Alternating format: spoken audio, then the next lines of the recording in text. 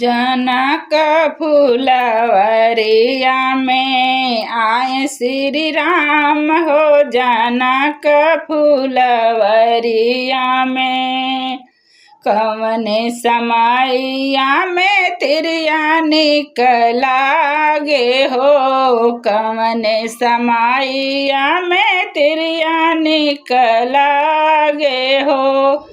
कवने समैया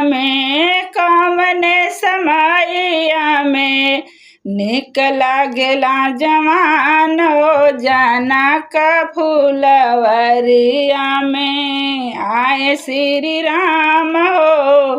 फुर्सत समैया में तिरिया निकला गेली।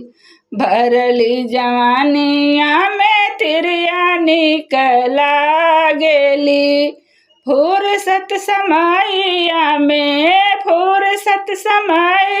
में निकला गे जवान हो। जनक फूल बगिया में अइले श्री राम हो।